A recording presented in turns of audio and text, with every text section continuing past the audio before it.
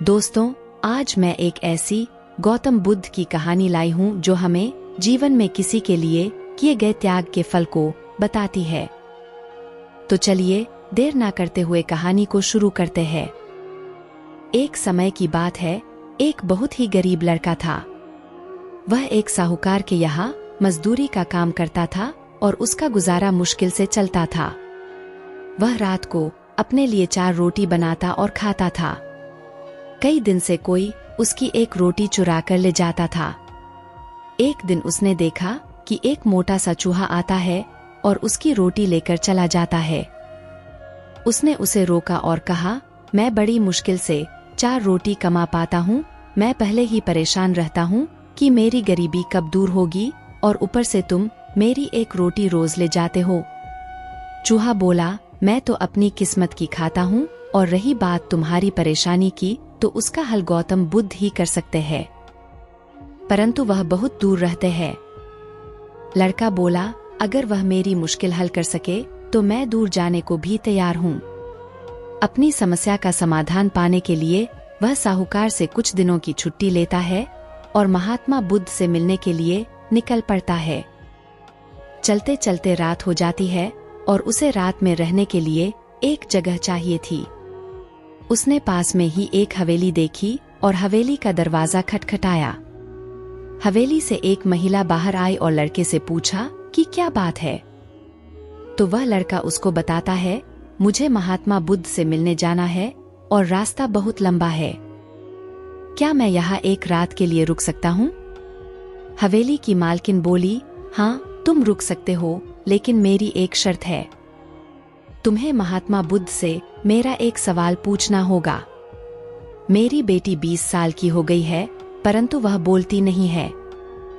उनसे पूछना कि वह कब बोलेगी। लड़का बोला, ठीक है, मैं महात्मा बुद्ध से आपके प्रश्न का उत्तर पूछूंगा। एक रात वहां रहकर लड़का अगले दिन अपने सफर पर चल पड़ता है।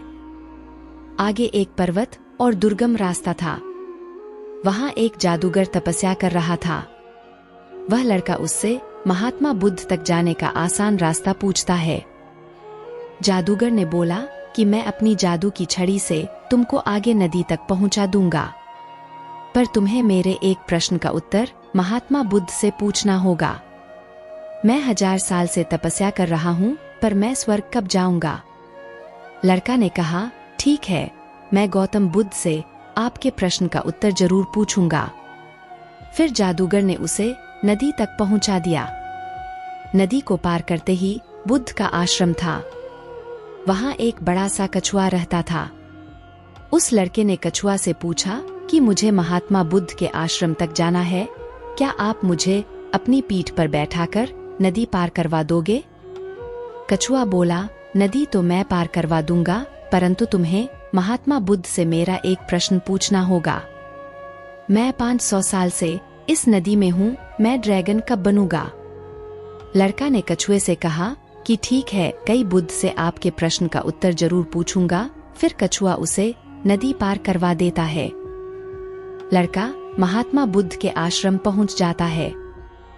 जब वह महात्मा बुद्ध से मिलता है तो कहता है कि मुझे आपसे अपने प्रश्नों के जवाब चाहिए। महात्मा बुद्ध ने कहा, ठीक है, लेकिन मैं केवल 3 सवालों का ही जवाब दूंगा। महात्मा बुद्ध देखना चाहते थे कि वह लड़का किसके प्रश्न का त्याग करता है। उधर लड़के के मन में द्वंद्व चल रहा था कि मैं किसके सवाल का त्याग करूं।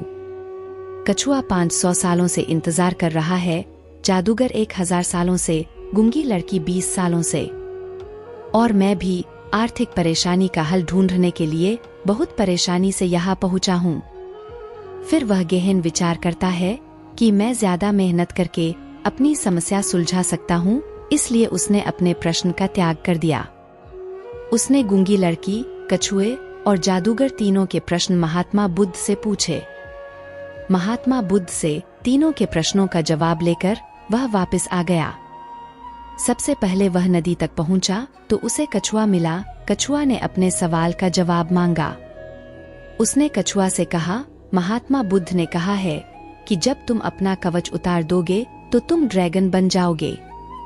कछुए के कवच उतारते ही वह ड्रैगन बन गया। उसके कवच से बहुत सारे मोती निकले। कछुआ बोला, ये मोती मेरे किसी काम के नहीं है, इसलिए इन्हें तुम ले जाओ। वह लड़का मोती लेकर आगे पहाड़ी के पास पहुंचा तो उसे वही जादूगर मिला। उसने अपने सवाल का जवाब मांगा। लड़के ने जादूगर से कहा कि महात्मा बुद्ध के अनुसार तुम अपनी जादू की छड़ी छोड़ते ही स्वर्ग जा सकते हो। वैसा ही हुआ। जादूगर ने जाते जाते लड़के से कहा, यह जादू की छड़ी मेरे किसी काम की नहीं है, इसे तुम ले जाओ। लड़के ने छड़ी ली और आगे चल पड़ा और चलते चलते वह हवेली के पास पहुंचा। हवेली की मालकिन ने अपने सवाल का जवाब मांगा। लड़का बोला कि आप अपनी बेटी की शादी करवा दीजिए, वह शादी करते ही बोलने लगेगी। हवेली की मालकिन बोली कि तुम महात्मा बुद्ध से उत्तर लेकर आए हो, इसलिए तुम ही मेरी बेटी से शादी कर लो। लड़के और लड़की ने एक दूसरे को पसंद किया और उनकी शादी कर दी गई। शादी होते ही लड़की बोलने लगी।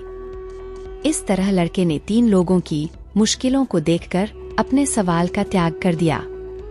उसे त्याग के फल में मोती के रूप में पैसा, छड़ी के रूप में शक्ति और एक रूपवान पत्नी मिल गई।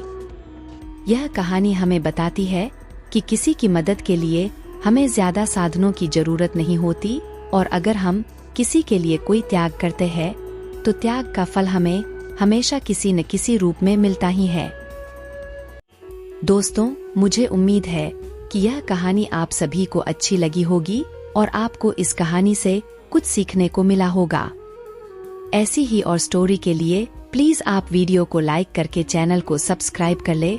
मैं हर दिन ऐसी स्टोरी लाती रहती हूँ।